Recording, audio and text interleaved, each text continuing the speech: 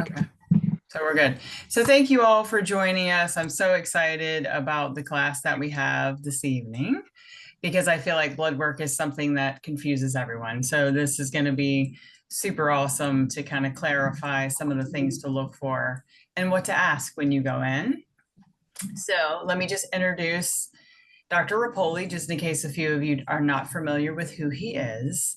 So he is the clinical director at the Jacksonville Health and Wellness Center, which is located here in Jacksonville, Florida. And he's been, teaching and coaching and treating patients and caring for patients for over 25 years. And I think my most favorite thing is that he brings a deep integrative approach to healing, right? And then he's also, a span of functional medicine. He's a doctor of chiropractics. He is holistic health nutrition and advanced certifications in like plant-based nutrition, endocrinology, anti-aging, and then one of my favorites, which is advanced biohacking and transformational coaching, fitness, and so much more. So one of the things that I really love too is that he's the visionary behind the practitioner program. So it is the Wellness by Design 6-month practitioner coaching program.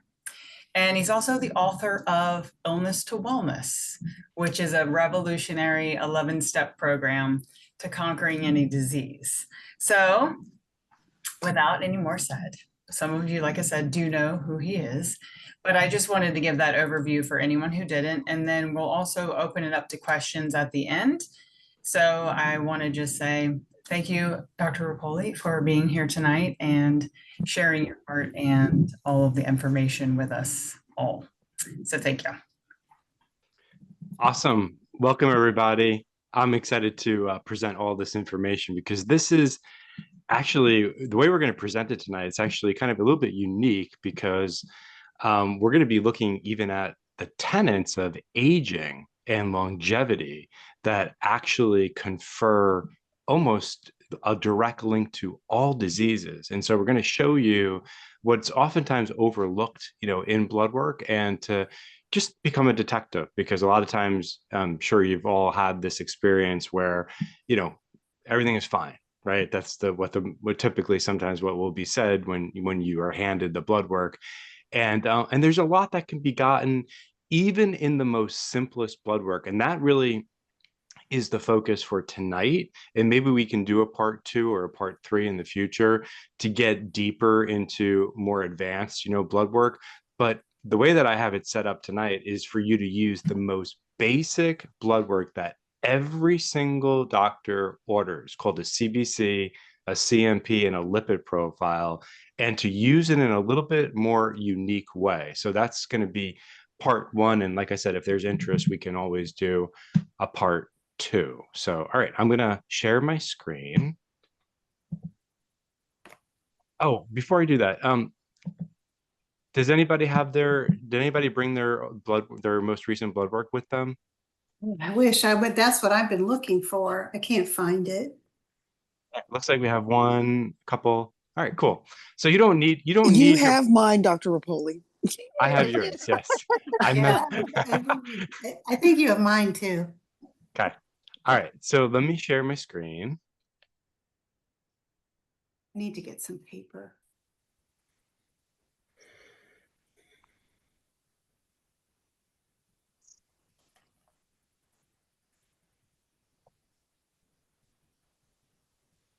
Okay. All right, hold on one second. It's having a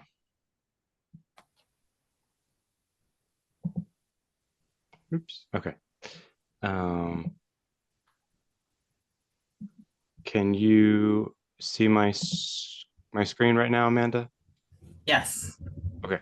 And then just tell me, just make sure I didn't lose you guys. I'm going to put it in present mode here.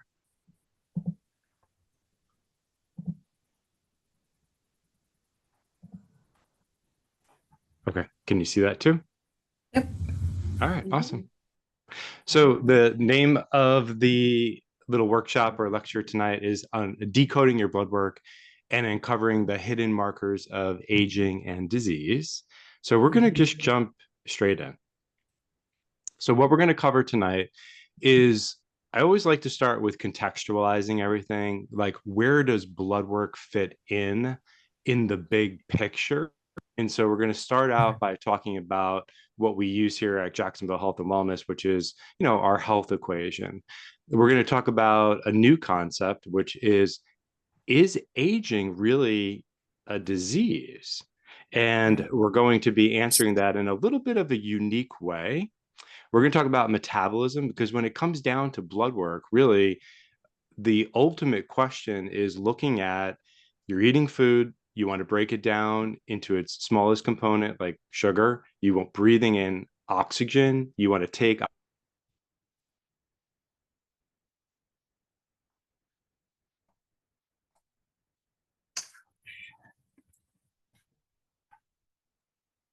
Can you still hear me? Okay. You want to take those two elements, the sugar, and you want to take the oxygen and burn it inside the cell to produce energy. And that's really amazingly what you're looking at in the blood work, right? Is breaking down food into sugar, breathing in oxygen, combining those two things, combusting them in the mitochondria and producing energy. I mean, it's pretty amazing. And so if you get that right, then everything in the human body is going to work perfectly. But when things go wrong, what's happening at a cellular level is called metabolic dysfunction. So there's commonalities of inflammaging, and there's oxidative stress, and there's toxic buildup, and all sorts of different things that could go wrong when that process is not working. So we're going to look at when things go right, and then we'll look at when things go wrong.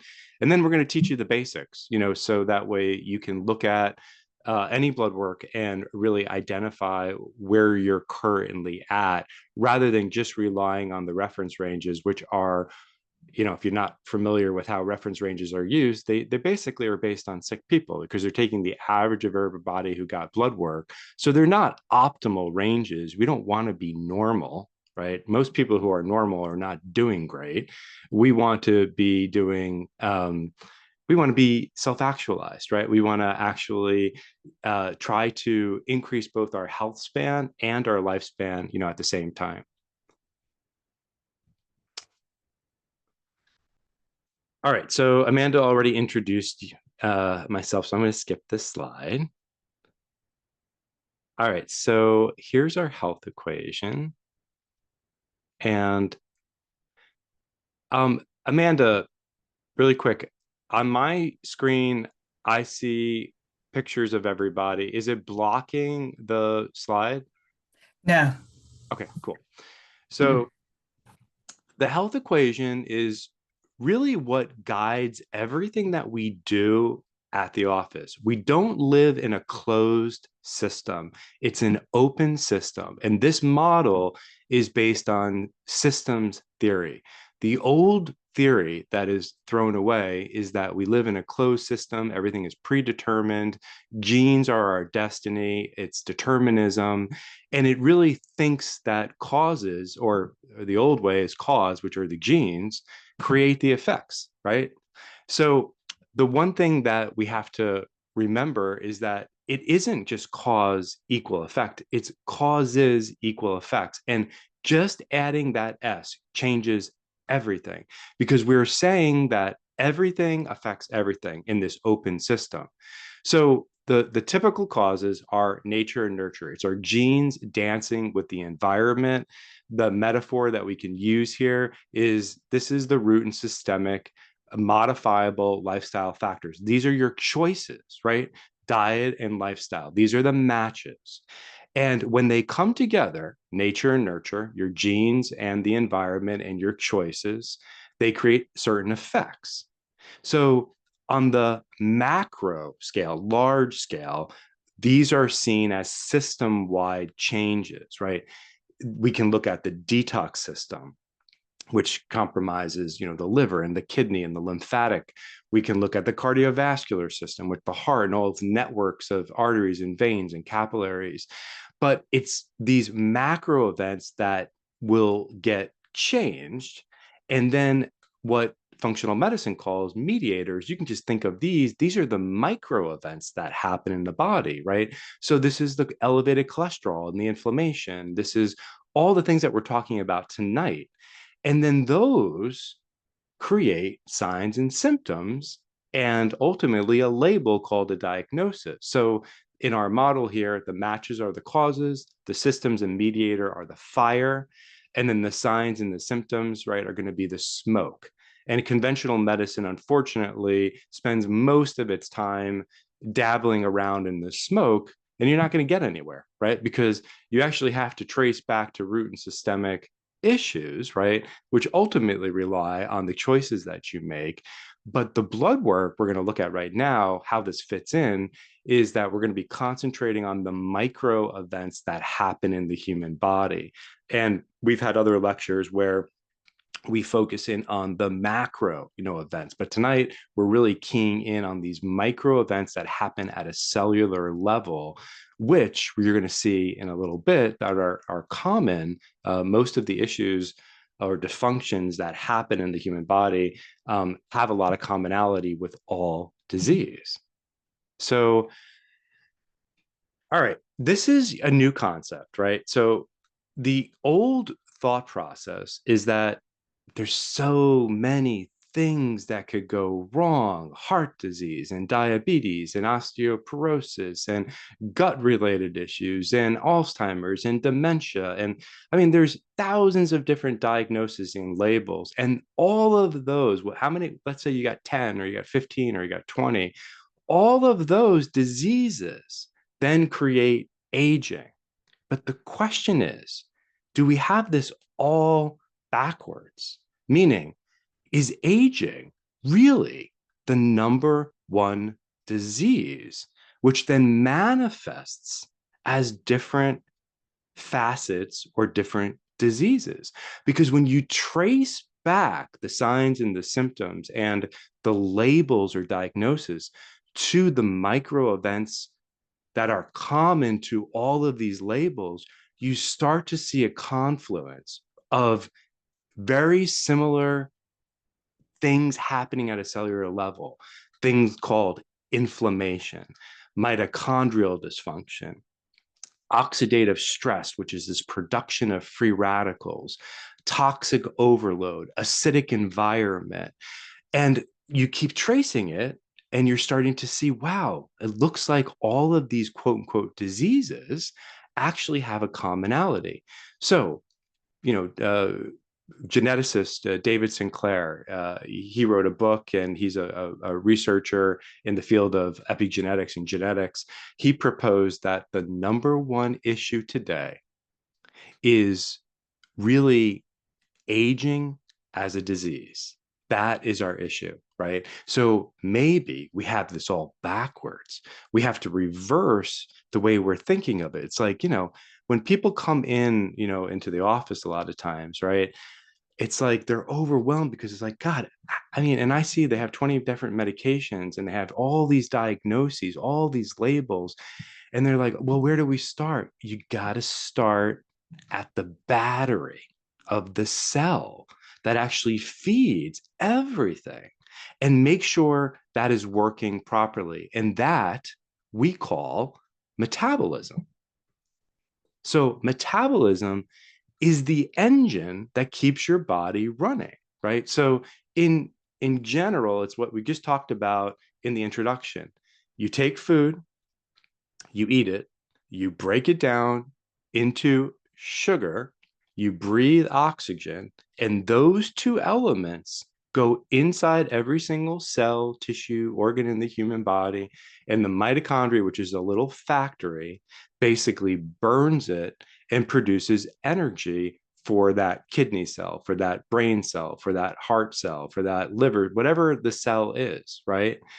So when things go right, we have unlimited energy and vitality. We don't have a lot of toxic waste being produced. We have good blood sugar control and everything else that's associated with optimal health and wellness. So I always put this slide when we're doing our teaching our health coaches, and practitioners, right? That I think it's just amazing to see the interconnectedness of life. a star in the Milky Way galaxy is providing this energy from far, far away. And plants learned how to capture this energy in a substance called chlorophyll inside their stems and leaves. And they take that energy and they convert it into sugar. And that is called photosynthesis. And then we come along, all animals come along, and they eat the plant.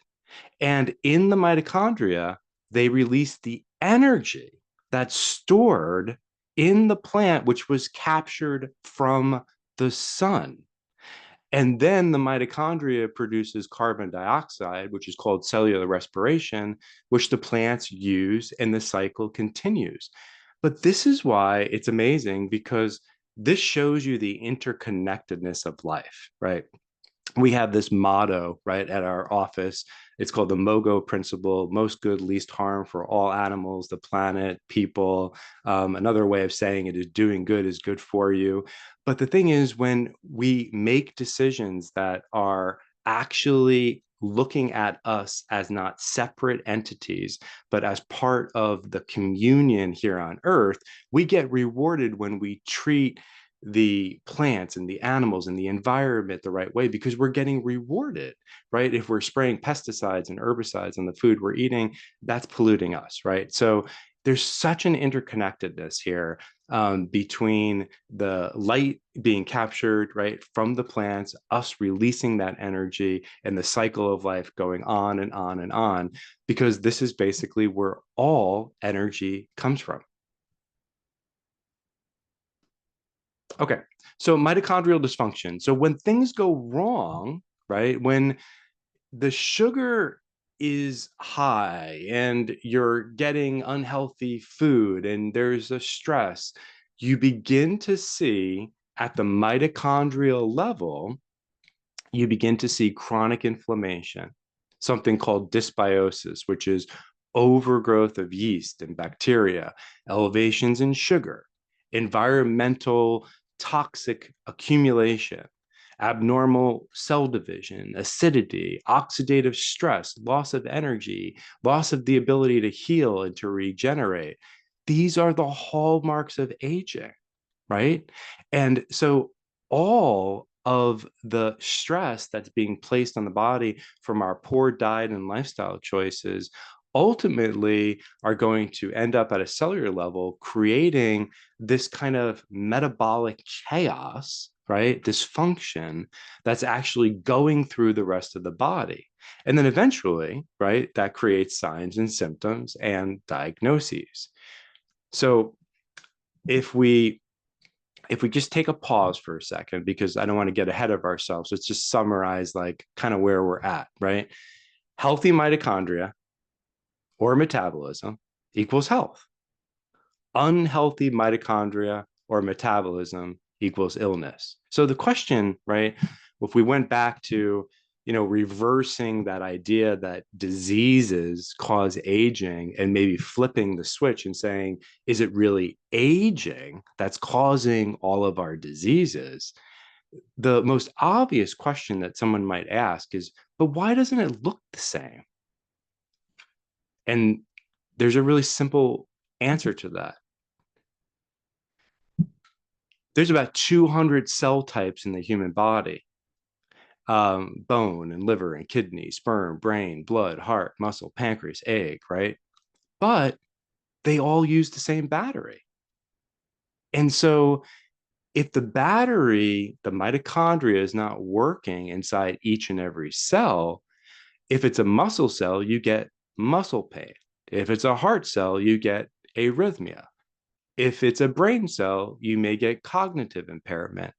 But that's what's confused the situation, and why we're reversing this script is because the really root and systemic issue at the cellular level is all the things that we just talked about, right?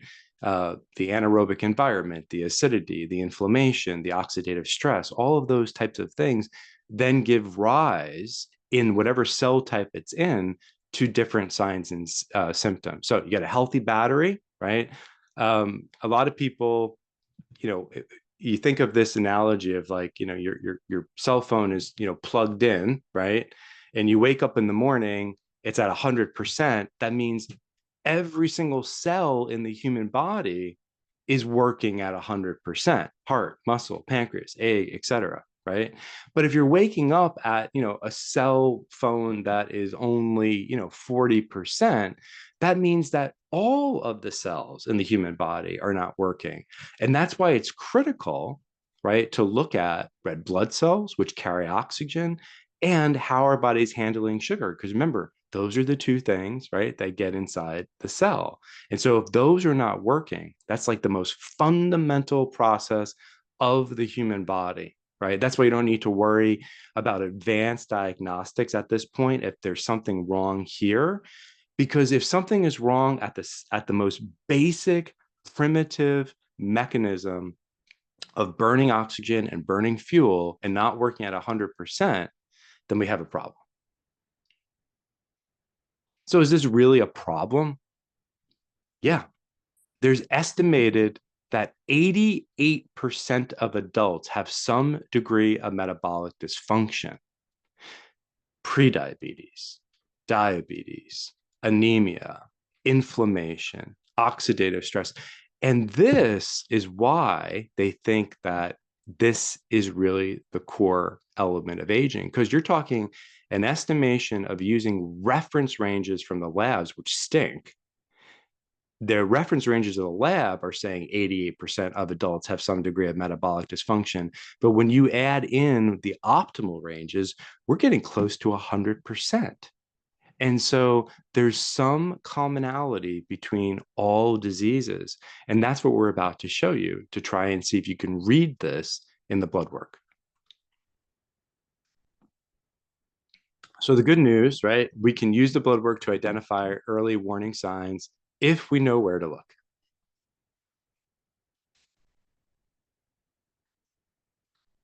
So there's two ways to look at blood work. One is the medical world and one is the functional world. The medical world in general is binary, right? There either is something wrong with you or there's not. There's no shades of gray in between, right? It's either outside the reference range or it's not. The other thing too is they don't really look at the delta of change over time. So as an example, the blood sugar levels, the normal levels for blood sugar are between 60 and 100.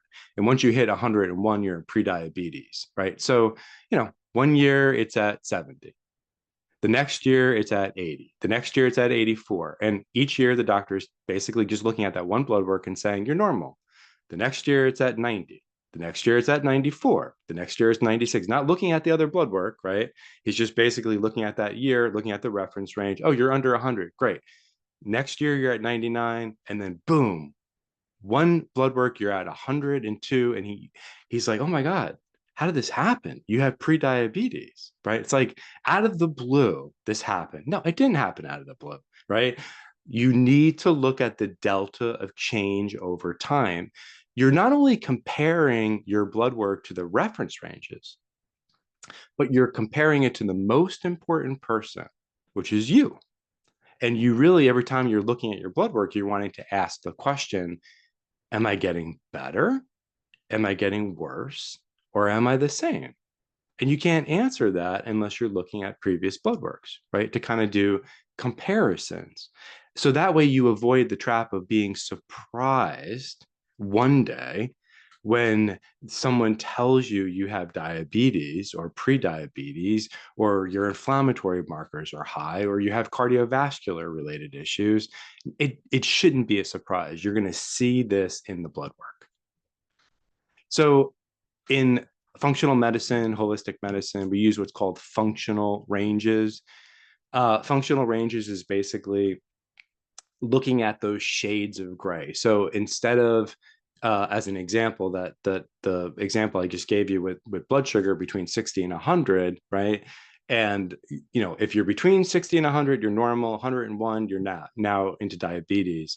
The functional range there would be really low 80s, and that would be the optimal ranges for burning sugar in the mitochondria, right, in the low 80s.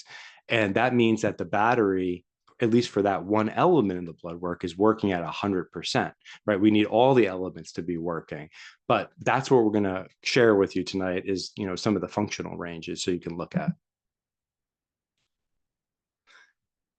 So anytime you go and get your blood work done, basically the basic blood work panel that you get is this right here. It's called a CBC, which stands for a complete blood count, a CMP, which stands for a complete metabolic panel, a lipid panel, which is where your cholesterol lives.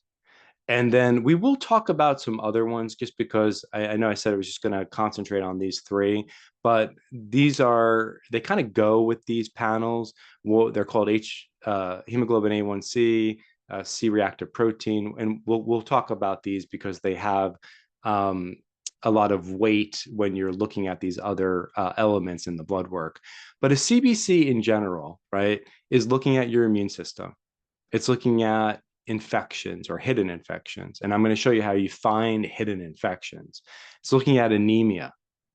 The complete metabolic panel, this is where your glucose lives, your so-called, liver enzymes, and your kidney function and your electrolytes. And then the lipid panel is where, your total cholesterol, those bad cholesterol, good cholesterol, triglycerides, all of that lives in the lipid panel. So we'll go through each one. And then I'll give you kind of like a need to know slide. So that way you have a kind of a take home message. And then when you get the recording, you can always go back, too. So before I do that, a CBC is referred to as, let me go back here for a second. It's referred to as a complete blood count, right? So we do have to just talk really quickly about the different types of blood cells. And I'm not going to spend too much time on this, but just to give you a quick, rundown, there's red blood cells, right? These guys have in the middle hemoglobin, and they're the ones that deliver the oxygen that you breathe in to the cell. There's platelets. These guys help in blood clotting. And then we have our immune system, right? These are the white blood cells, neutrophils. They got all these weird names, eosinophils, basophils. But interestingly, if you understand these names, which we'll go over quickly, or on one of the next slides there, you know what type of infection you have. So as an example, neutrophils are usually always associated with bacteria. And eosinophils are associated with parasites. And so it gives you an idea. Is the Navy coming out right now? Is it the Army? Is it the Air Force? And because there's certain cell types that go after certain microorganisms, meaning bacteria, viruses, parasites, fungus, yeast, etc. All right, so here is a typical blood work panel. Let me see if hold on a second. Oh, I don't know if I can draw on here. No, I don't think I can. Okay, that's fine. So if you look, this is the CBC. This will basically be the very first thing typically you see when you look at your blood work. And the first thing you want to look at, sorry, I don't have my pen to circle, but the first thing you want to look at here is the WBC, which stands for white blood cell. And this is the total of all of the white blood cells in the human body. Typically, when it's elevated, we have more of like an acute type of infection going on. And typically, when it's lower, there's more of a chronic related immune suppression, autoimmunity, things like that going on. So white blood cell is looking at the general picture. Then the next three, as we go through this, just a side note here, I'm not going to go through every single marker because we'd be here all night. I'm going to kind of do the most important ones, and I have a summary on the next slide to know what's most important, but just wanted to have you see what it looks like in the actual blood work. The next kind of three areas to look at is red blood cell, hemoglobin, and hematocrit. If any of these three markers are decreased, we have some sort of anemia. And let's just translate that in English. What that means, it means that you're not able to deliver oxygen efficiently to the mitochondria, that the air you just breathed in, you're not allowed to deliver oxygen. So what suffers? Everything. So don't you want this to be in optimal ranges, right? So we have red blood cell, hemoglobin, hematocrit. If any three of these are decreased, there's an issue with oxygen utilization. And then if you jump all the way down to the bottom, this is probably one of the most overlooked pieces of the blood work. In fact, I don't think any conventional doctors even look at this portion of the CBC. They look at the white blood cell, the red blood cell, and they basically call it a day. But if you look underneath the word platelet on this screen right here, you're going to see neutrophils, lymphocytes, monocytes, eosinophils, and basophils. And in the next slide, I'm going to tell you the ratios that are supposed to be present for these cell types. So this is part of the differential. So it's called CBC with differential platelets. That's the name of the blood test that you get, that you've been getting since you were young. And what it is that the white blood cells are now broken down. So the white blood cell on the very top is the total, and the differential component is the different types of white blood cells that make up the total amount. So those include neutrophils, lymphocytes, monocytes, eosinophils, and basophils. And so I'm going to basically show you kind of need to know on this next slide. This is more of the most important slide for the CBC. Okay, so if you have low red blood cell, medical term for that's called erythropenia, or low hemoglobin, or low hematocrit, or HCT, these are just abbreviations, then there's some sort of anemia. Now, most people jump immediately to iron, deficiency anemia, but no, this happens all the time, right? Somebody gets diagnosed with anemia, and I say, let me see your blood work. No, it just shows that you have anemia. We don't know what kind of anemia, because it could be an anemia of B12. It could be an anemia of B6. It could be an anemia of iron. It could be because you're having malabsorption. It could be because there's some sort of chronic disease happening, right? Or there could be blood loss. You had your cycle, your period. You have, polycystic ovarian syndrome. You had polyps, and they're bleeding. So it only tells you that there's really an issue with oxygen utilization. And so that's just important to remember. If the red blood cells are elevated, really the most common thing is going to be dehydration. But if you think about somebody going, riding up a mountain, the oxygen levels decrease. And so what happens to your red blood cells? They increase, right? To basically adapt, right, to the altitude change. And so in certain lung disorders like asthma or COPD, you actually see elevations in red blood cells because the body's trying to adapt, right? So it actually increases in size. It doesn't mean that it's more efficient at all. Yeah, it's blood work is always the Goldilocks rule, right? Not too high, not too low. You want to kind of be somewhere in the middle. Elevated white blood cells, we talked about that. That could be, maybe an acute infection. Low white blood cells, that could be a suppression of your immune system or something chronic. And then here's the, this is right here, this is worth its weight in gold, for coming out tonight, right? So if you look at the different white blood cells, neutrophils, lymphocytes, monocytes, eosinophils, basophils, this is the approximate redistribution in the human body of cell type. So 60% of the neutrophils, let's say your army, is going to fight bacteria. 30% of the is going to be made of the navy, and these are the lymphocytes. These guys are what produce your antibodies and something called T killer cells. They can be elicited with bacteria, but we're thinking more viral in some ways, right? With lymphocytes. Monocytes imply something more chronic. They usually come to the scene to clean up debris and signal different types of more chronic immune responses. So you may see this in like autoimmunity. And then eosinophils and basophils, this is part of the allergic type of reaction. Both of these guys, they basically have, they're not really responding to a microbe, right, that's alive.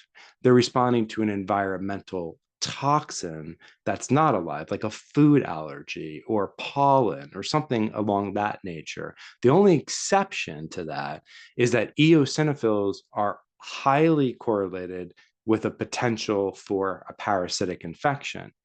And so what you want to do is look at your kind of baseline, right? Where do you normally, because this is not a perfect number, but I'll just give you an example. And just a side note here too, it's really not the ones that are decreased that are important. It's the ones that are increased, right? So as an example, let's just say that somebody has over the years, their neutrophils are always around 55%. Okay. And then one blood work, the white blood cell does look normal on the top, but their neutrophils are at 70%. Well, that's a huge jump for that person, right? Because they're usually stable around 55%. They have a bacterial infection. Most likely they're fighting a bacterial infection.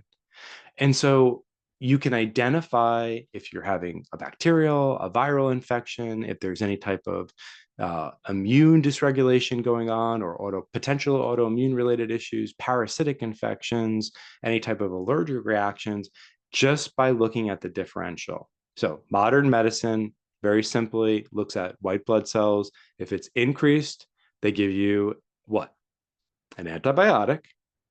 And if it's decreased, they basically, I'm sorry, yeah, if it's decreased, oftentimes they don't really worry about it. And that's the extent of what they do when they look at the CBC. They're simply just looking at the one marker, but now you have this to help you along with interpreting the blood work. The next section on the blood work panel that you normally get in a blood work panel is called the complete metabolic panel. And on the top, it gives you information about sugar, bun creatine, EGFR, bun creatine ratio. That's all your kidney function. Then we have your electrolytes, sodium, potassium, and so forth. And then at the very bottom, you have your kind of liver, gallbladder related elements in the blood work. So I have another cheat sheet here for you. Hold on one second. We're going to go here. Okay, so this is really important. Your fasting glucose, the reference range in the lab is between 60 and 100.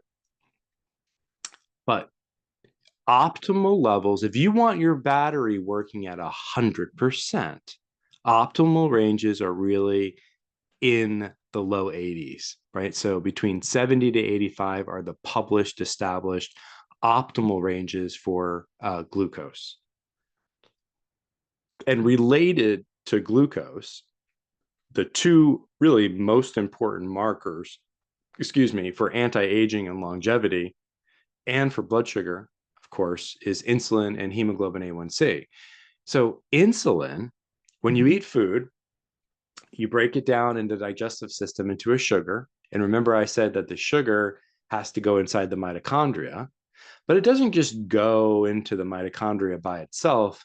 There's a little boat that's produced by the pancreas called insulin. And this boat basically goes around and it searches for the sugar, it picks it up, and on the cell's surface is actually a docking station for insulin.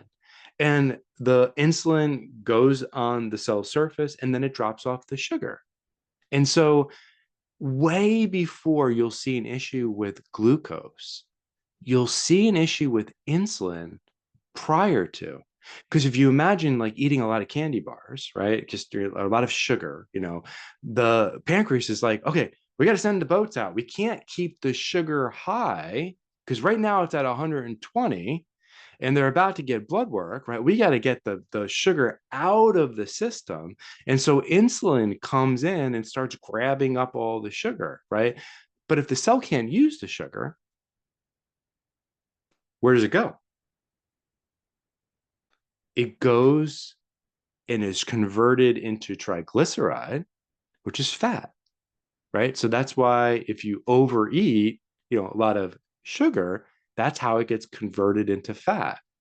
So, and I'm going to show you, even without having insulin, I'm going to show you how you can actually figure insulin resistance out through the lipid panel, which is something you do have probably in your blood work. But the reference range for insulin is ridiculous. It's between 2 and 25. Most people that we measure, they're closer, between 10 and 20. Optimal ranges are really at 10 or lower. And some, references even say the lower, the better, even between like 2 and 5 would be really optimal to have that battery working at 100%. And then hemoglobin A1C is a really important marker because, let's say that somebody's eating really bad, and they know they're getting blood work in a couple days and they're going to eat really healthy. And so when they measure their sugar on the day of the blood work, the fasting glucose looks pretty good. But hemoglobin A1C, HbA1c, is the measurement as if you went to the lab for 90 days straight and they averaged your glucose. So when somebody's blood sugar is kind of normal, like, let's say at a 90 and their hemoglobin A1C is like over 5.7, which would reflect a blood sugar level of over 100, I know that they were cheating, right? Because the hemoglobin A1C reflects 3 months of sugar control. And optimal levels for hemoglobin A1C are right around 5.0 to 5.4, which would reflect a blood sugar level of around 70 to 85. So they kind of match, right? Liver function. So when you scroll down, in the complete metabolic panel, you scroll down, you're going to see something called the liver enzymes, right? So let's go back to our cellular analogy. Your mitochondria, your cell is being stressed out by poor diet, not exercising, not moving, environmental toxic load, stress, emotional stress. What happens is that instead of producing ATP, you begin to produce toxic waste. Some of that toxic waste is called free radicals, is called inflammation. And so you begin to burden the liver. And this is how this is tied in, right, to the cellular makeup of every single cell. Because if that fuel is not burning efficiently for whatever reason, you're going to get a lot of exhaust. It's like having, a car that has a good exhaust and having a really old car that's putting out a lot of exhaust. You're going to get your liver enzymes to elevate. So ALT and AST are kind of associated with what they call the classic liver enzymes. But here's the thing. The reference range for this is kind of a little bit all over the place, right? So ALT is between 7 and 56, and AST, the reference range is 10 and 40. And most, functional ranges show that optimal levels are really below 20, below 17 is really the published statistic.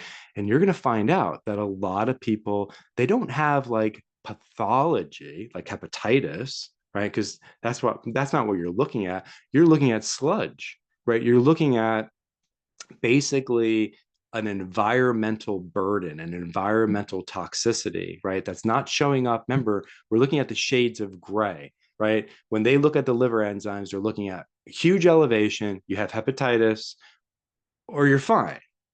There's nothing else in between, right? There's no other issues, right? And so when you're seeing like ALT, AST, your liver enzymes kind of in these higher ranges, like 20, this is where you need to kind of jump on doing more detoxification or supplementation to support, liver function and so forth. And then there's another marker. Some labs will measure it, some won't. It just depends on what the doctor order. It's called GGT.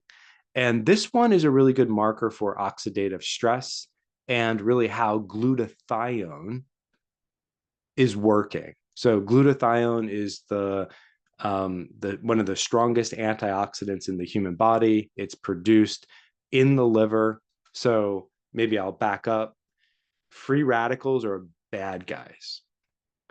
Antioxidants are good guys. Antioxidants are like Pac-Man. They go around the body and they eat up free radicals. So one of the theories of aging, if you have more antioxidants and less exhaust, you always get exhaust. You're always going to get free radicals. Even when you produce energy at 100% efficiency, you're going to get a little exhaust. That's normal. But when you have more antioxidants and you have less free radicals, you're aging gracefully. So where do antioxidants come from? Plants.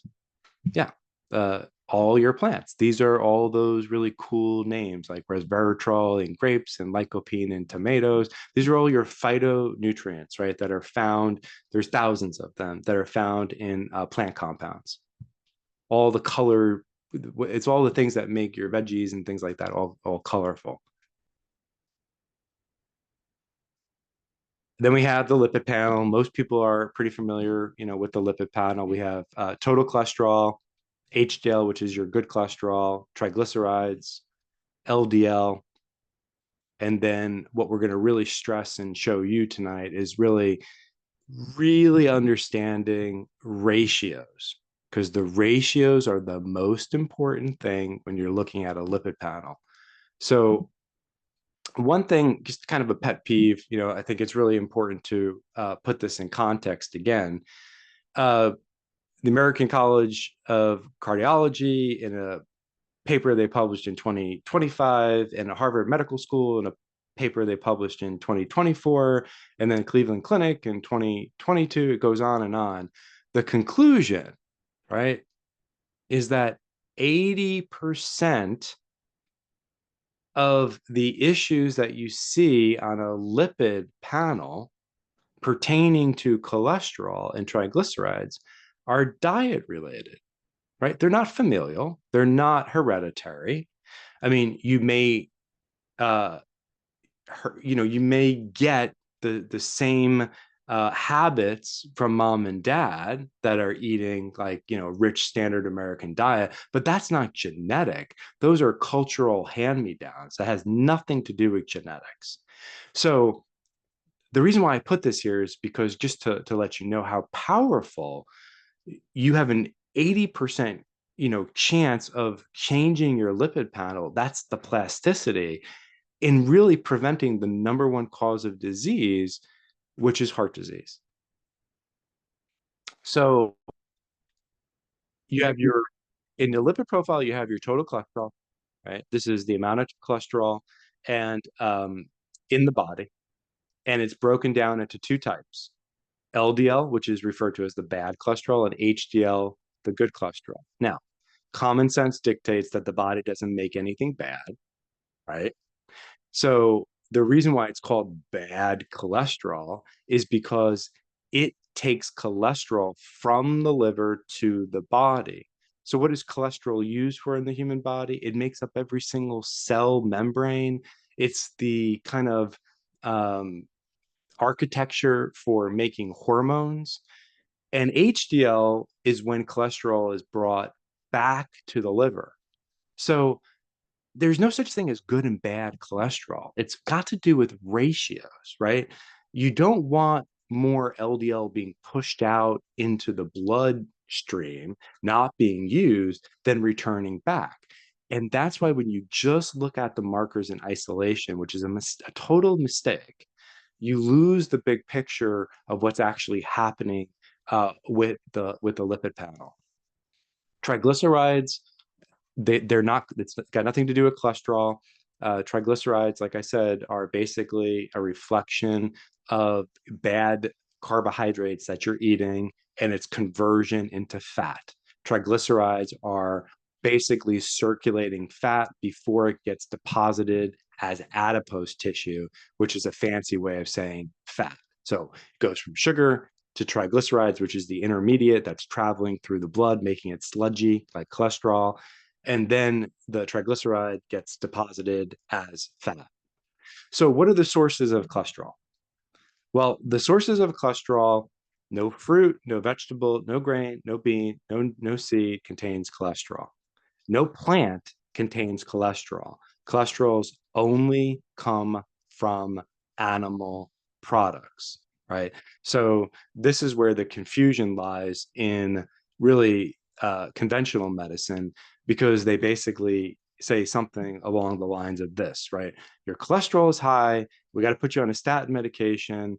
But you know what? Why don't you eat more fish and eat more chicken and get rid of that red meat? Really, right?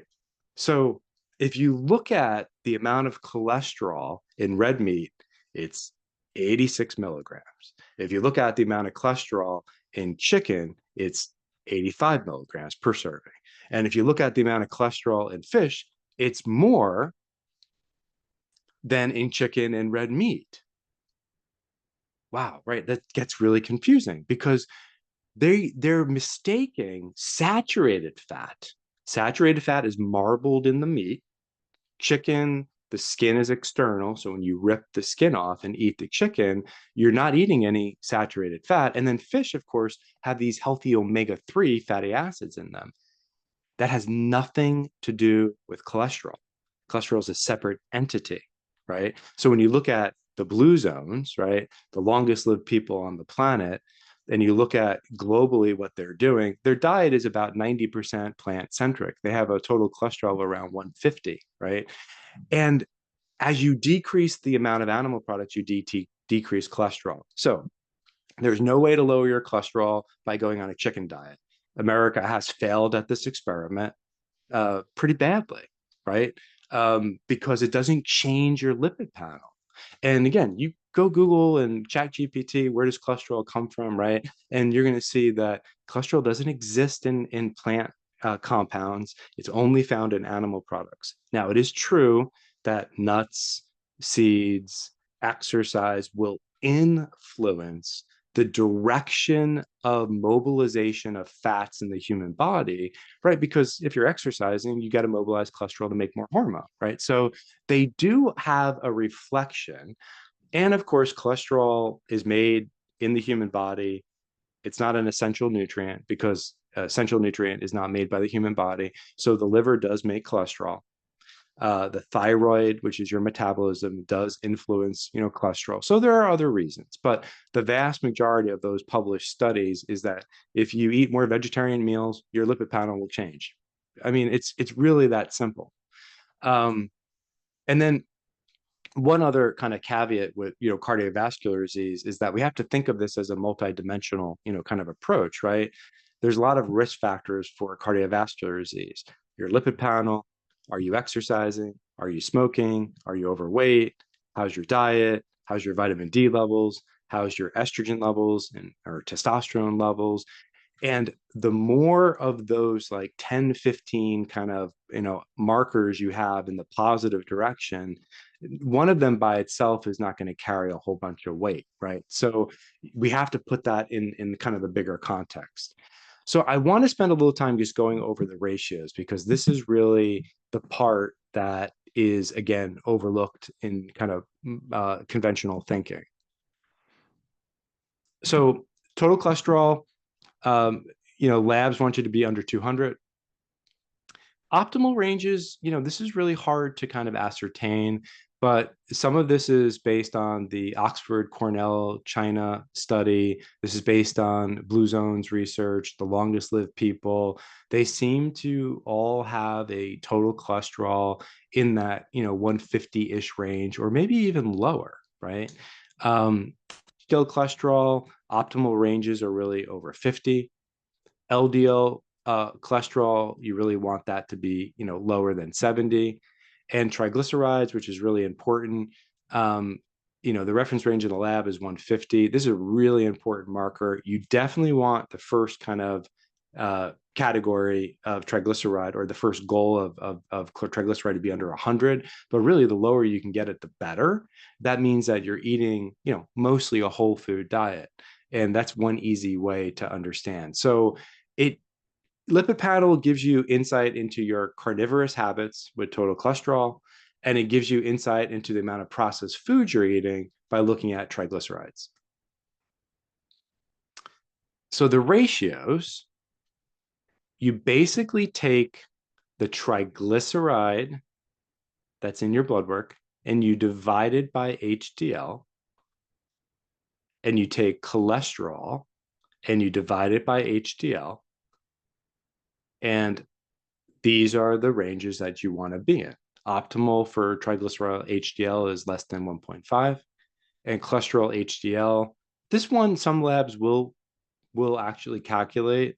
You want that to be under 3. The lab wants you to be below 5.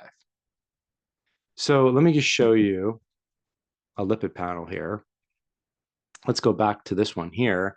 So it's flagged, right? We have total cholesterol at 201.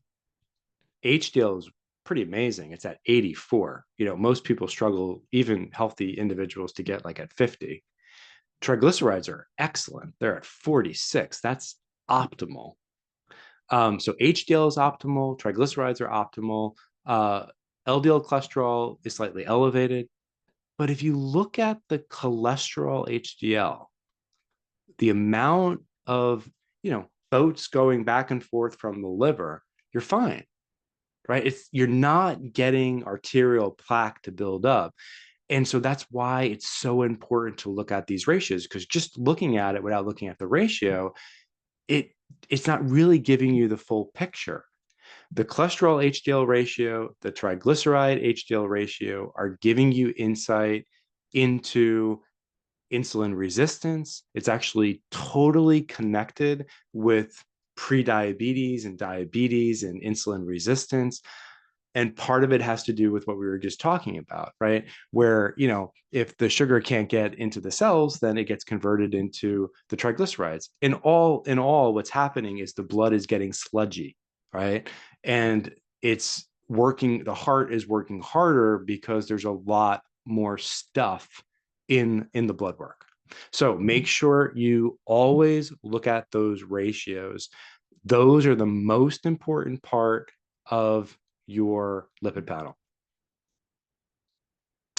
And I wanted to mention a couple other markers to kind of finish out here, but there's one called HSCRP. This should be part of a standard, blood work.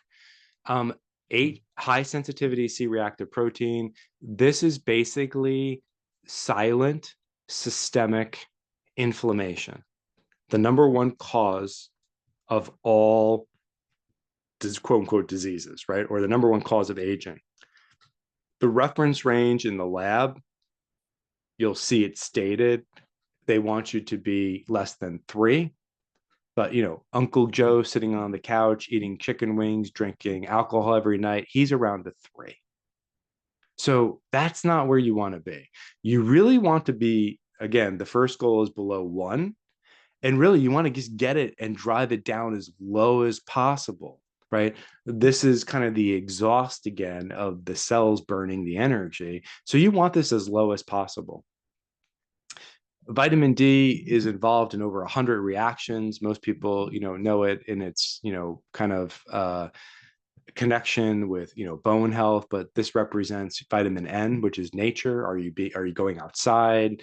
Are you getting the benefits of not staying inside, where the Environmental Protection Agency says is the most toxic place that you can be in is your home. And so your vitamin D levels, the reference range here, and labs are changing this. Some labs may still have, reference range of like 20 to 50, but pretty much everybody's in agreement. You want those optimal ranges to be between 50 and 100. If you have autoimmune related issues or immune compromise, you want it to be closer to the higher end of that range.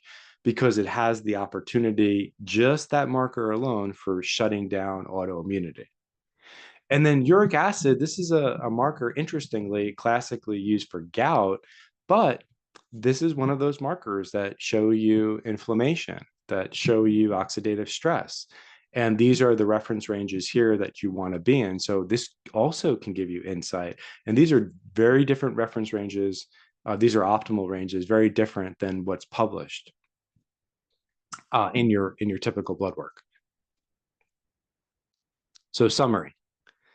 At the cellular level, metabolic dysfunction is the fundamental driver of all chronic disease.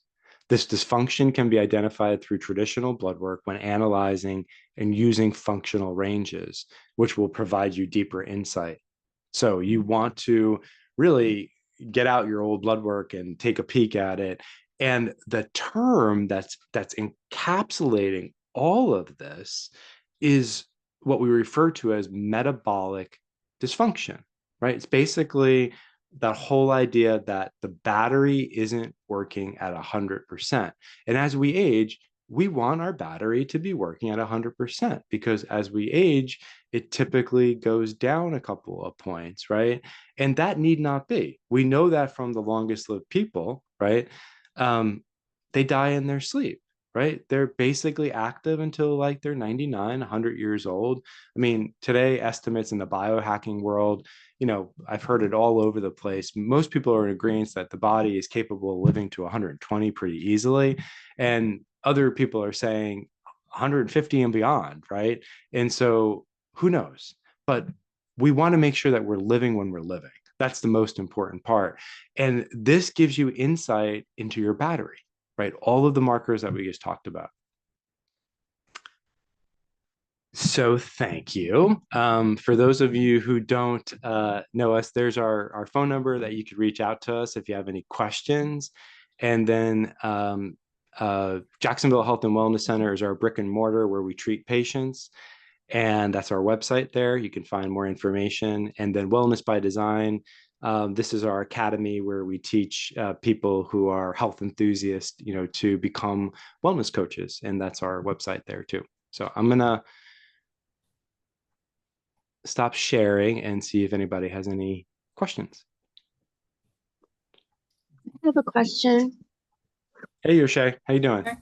Hi, Dr. Repole. Hello, guests. Thank you for the presentation. Dr. Repole, is it possible for individuals who follow a plant-based diet to incur high cholesterol rates? Absolutely. Yeah. Yeah. We have, so, I mean, like I said, there's about 20% of people that are, there's a genetic predisposition, but I would look at the ratios, you know, even with those people who may seem to have higher cholesterol levels. And one thing I didn't talk about, let's say that person has high cholesterol, right? And let's just say that, you know, it's the paleo world, right? They're eating healthy, they are eating animal products, they're exercising every day, they're doing mindful practices, but they're just health enthusiasts, but they're on the other side of the equation, right? Less plant-centric and more meat-centric. Cholesterol, and this is where the confusion comes in, cholesterol does not just get deposited in the arterial wall. It's actually a Band-Aid. So you have to have an injury to the arterial wall first. And then if there's an injury, the body will then lay down cholesterol. So let's just take somebody who does have a little bit of high cholesterol. The most important marker then that you're wanting to look at is C-reactive protein. Because if you don't have insult on the arterial wall, there's no reason for the Band-Aid to adhere to the walls of the arteries. It's just going to go through it. And so it's really, really important to put it in context. So the answer to your question, yes, a person who's on a plant-centric diet can have high cholesterol. Look at the ratios and then also look at C-reactive protein to really understand whether or not it's a problem or not. And the C-reactive protein was that silent inflammation. Right. Right. And just this is another pet peeve. There is CRP, C-reactive protein, and then there is HS-CRP, high sensitivity C-reactive protein. The labs always get this confused. Doctors sometimes get it confused. The marker that we're talking about is HS-CRP. That's the marker for silent inflammation, one of the most important markers that you can have ordered.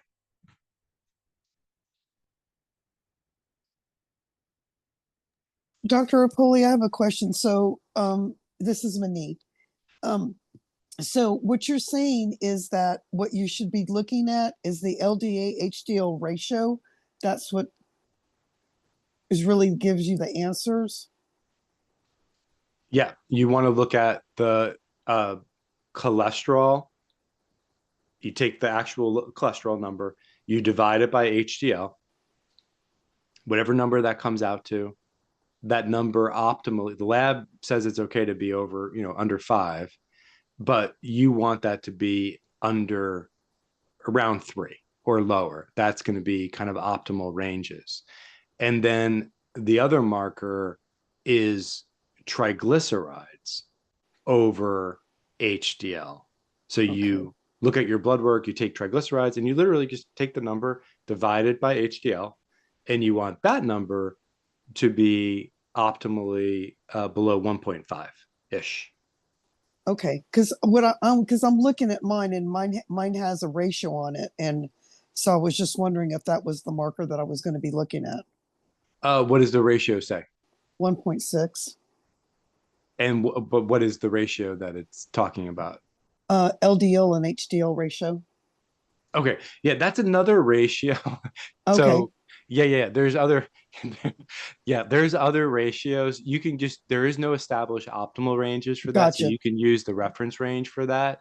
Okay. These other two markers are better reflective of that whole idea that we were just talking about throughout this whole presentation. But you're right. Yeah, there's other ratios, but those two ratios I just talked about are really the most important ones. Gotcha. Thank you. And now I understand. Thank Okay. you.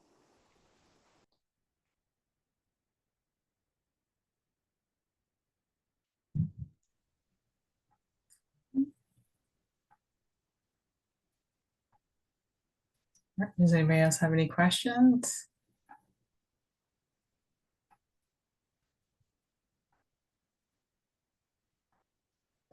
Cool. Would you guys be interested in a part 2? Going over hormones? Yes, absolutely. Definitely. Yes, Yeah. yes. Okay. Yeah. All right. Yeah. Well, the next webinar we have, or I'm going to do, I'm going to try to do one once a month, but the next one we're going to do is on December 9th. And this is going to be on diet and genetics. We're going to be presenting what's called the biosynchronization diet and the tenets and just how that epigenetically influences our human genome. And so that should be a pretty interesting, again, because it's all empowerment. It's what you can do right through with the food. So that's going to be December 9th at 7:00. Dr. Repole, did you say earlier in your presentation that this presentation tonight is going to be available for review again? Yeah, if you signed up for the webinar, you'll get a replay link in a couple of days. Okay, thank you. Yep.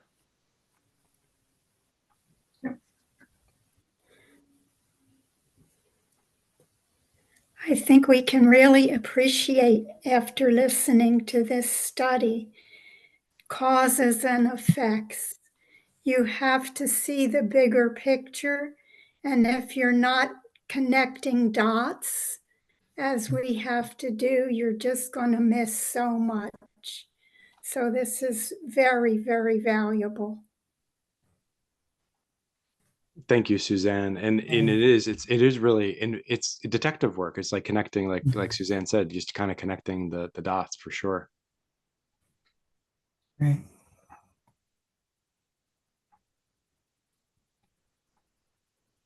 Thank you, Dr. Repole. This was very interesting. I appreciate it.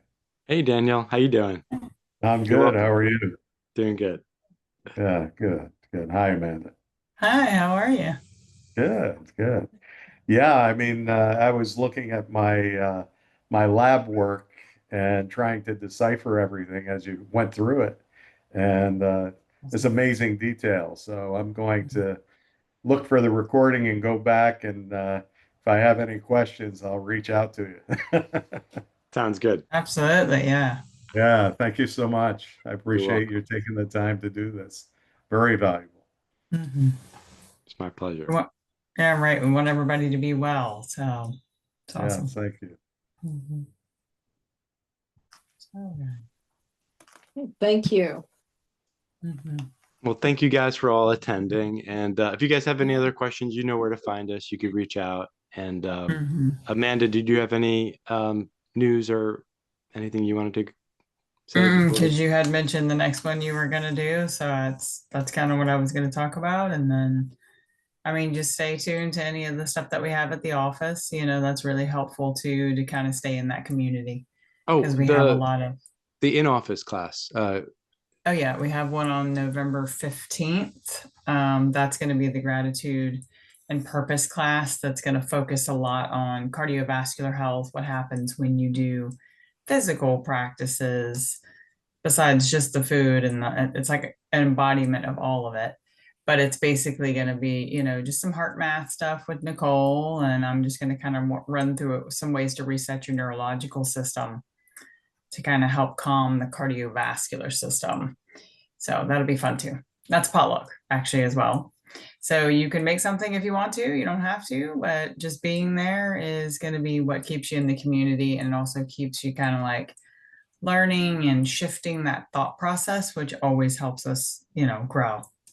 So hope to see you guys there. That'll be fun.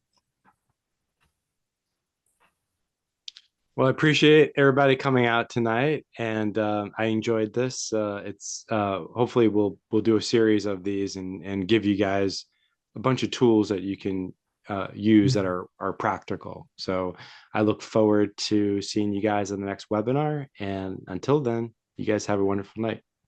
All right. All See you right. guys later. Yeah, Bye. thank you all. Bye-bye now. Good night. Night. Right.